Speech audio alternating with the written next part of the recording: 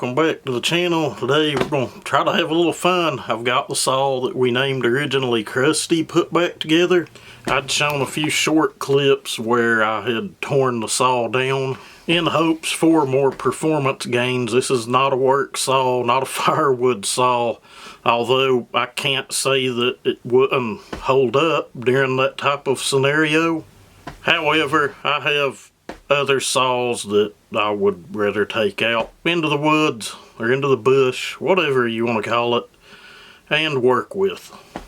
With that said, let's have a look at the saw and I'll kind of try to go over maybe or maybe not what I've done new to the setup.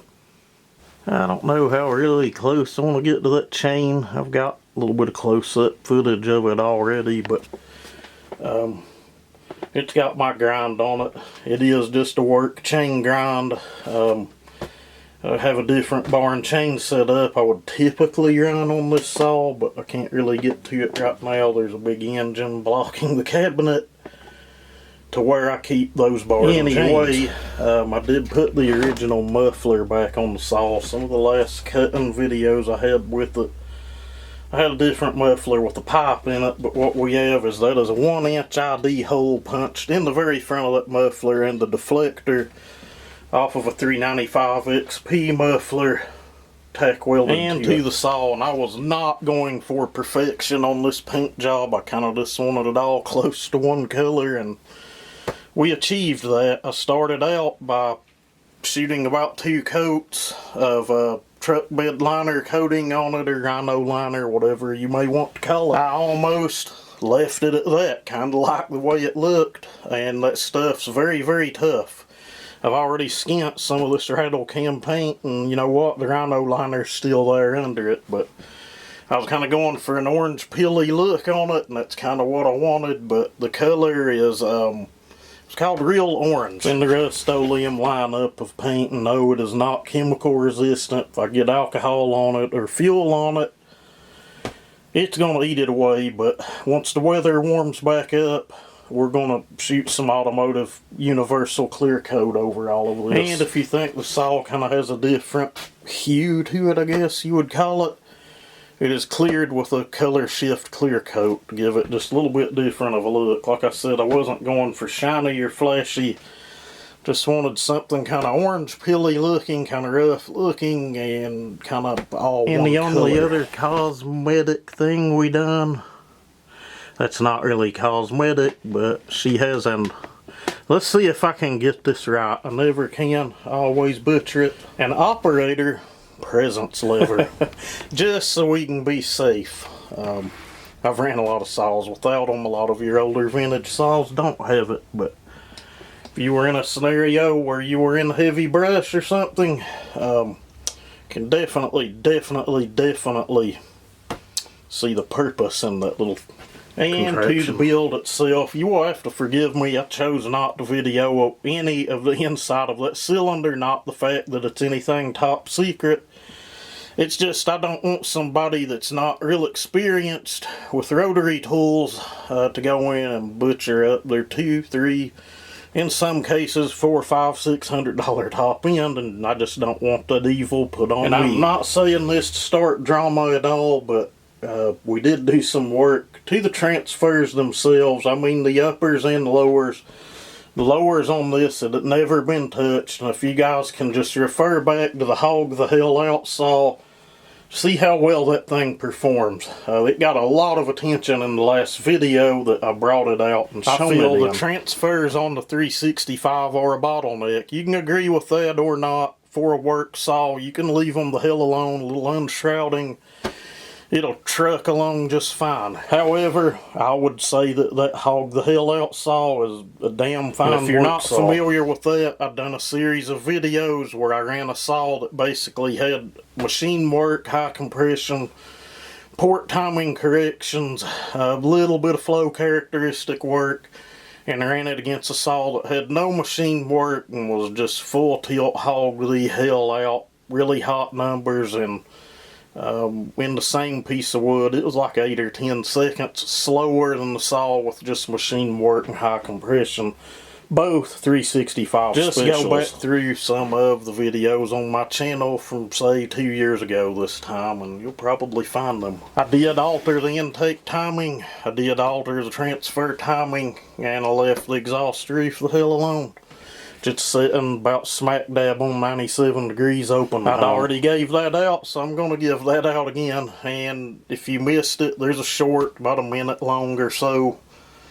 Minute and a few seconds or something. And I've noticed the longer shorts that they're allowing us to do just get nowhere near the traffic of, say, a 15 or 20 second short. I suppose the attention span of people nowadays is mostly, 10, 15, 20 seconds or so. But anyway, these transfers are hogged the hell out. They're pretty big, but they're probably still not as big as, just like I say, a lightly worked over 372 transfer. Maybe not as big as a stock 372 transfer. And now you can hear that whooshing sound, almost like it's coming back through the transfers when you decelerate the saw.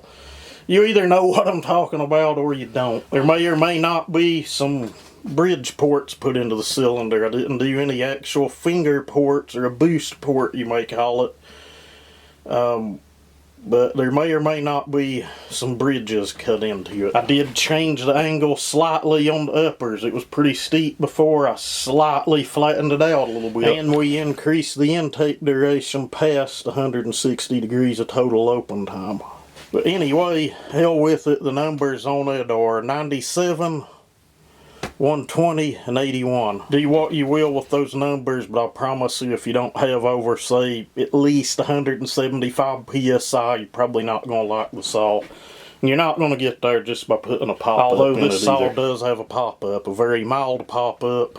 It's probably 15 thousandths. And I'd had someone ask about band work. The squish band is cut on most of the spark plug threads on it, so you can take that for what it's worth. And the cylinder base is probably less than, I know it's less than 100 thousandths thick, total thickness now, so you can do what you want with that information. Well, you're running an X-Torque carburetor, which has been modified. There's a few little things you need to do to those to get them to atomize fuel properly, but once that's done, it's basically not much different than, say, a 395 carburetor. And I know the carbs are different, but I'm just going off Venturi size, so don't come in and hang me out to dry for that. It's running, if you missed the initial build, it's mostly OE stuff. It's like it was a broken 365 special handle. I pieced it back together and got it good enough to work for this application with some fiberglass strands like you would do body work with. Flywheel side case halves 2171 J-Red. It was busted all to hell. We have since took some JB Weld steel stick, made it look a little better. You can tell it was done, but who cares? It's half 365 special. The bolt holes for the dogs, the top one was busted completely out. Lower one wallowed so bad that an M6 wouldn't even fit it, so they are JB welded. No need for dogs on this application. Crankshaft, flywheel, clutch, everything 2171 J-Red when I originally done it. The threads on the flywheel side, about half of them were missing, where someone, I guess, had beat the hell out of it with a hammer to get the crankshaft out, or the flywheel off, or a combination of the OEM flywheel, Farmer Tech coil and wiring, OEM 365 special cylinder, Duke's moly coated piston, which every single bit of the moly coating is now off of it except for where the wrist pin goes in. This is a 48mm 65cc build. Top plastic recoil and clutch cover, Farmer Tech specials. OE X-Torque elbow for the air filter, but it was broke out of hell. It seals up to the carburetor, and we'll leave it at that.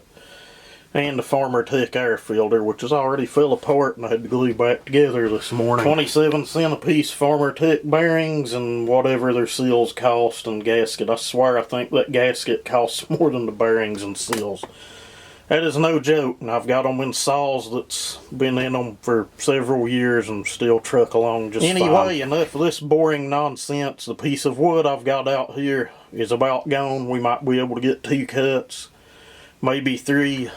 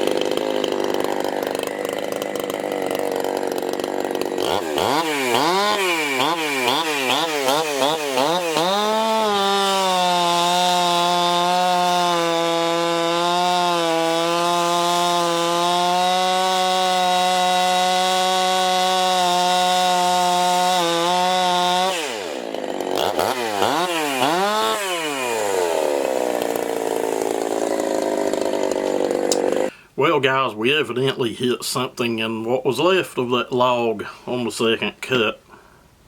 And that sucks because I'm all out of test wood. Unfortunately, the only two pieces of wood I have left are like 28 to 30 inches, and I'm kind of saving those to do some big saw tests.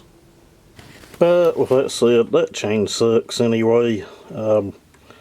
We definitely smashed something about every other cut or the tip of it. It ain't completely smashed. If it had dogs on it, you could dog it in, make it cut. But we don't like to do that anyway. But that chain's never going to be a fast cutter unless you cut the top plate completely off of those drags, which we may do. Could do that in a video and kind of see how that makes things turn out. But anyway, guys, it's excuse time, then we'll wrap it up.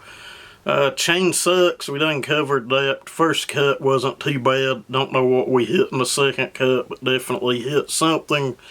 Third cut, we just abandoned ship. What was the purpose in trying to push it through that piece of wood? The dull ass chain. Anyway, if I hadn't mentioned, that saw's had an 8-pin on it since it was built. It's running a fairly rich tune. It will rev higher than it is. What else? It's cold out, everything's frozen. I don't know if I mentioned I did put a new starter rope in it after sitting out there hanging for today in the other shop. About the second or third pull, or about the first time it popped last night, that old farmer tech rope said it had enough. But in my opinion, those covers, the rope they put in them, it's like a number 3. It's way too small anyway. I go with like a 4.5 and everything if it'll fit. But with that said, we will definitely visit this saw again. We'll get some better weather, get some better wood to test in, or actually just some wood to test in, and see if we can do a little tuning on this thing and get her dialed in. But I think she's pulling pretty good, and no doubt you could use this thing for firewood. I don't know how hot it would get after a dozen cuts or so, but you know, we may just see. Time will tell. But anyway, guys, thank y'all for supporting the channel. As usual, any negativity or anything I think or will cause drama, just gonna delete it and block you from being able to comment. But to everybody else that's always positive and kind, we appreciate you, and y'all stay warm, stay safe, have a great day.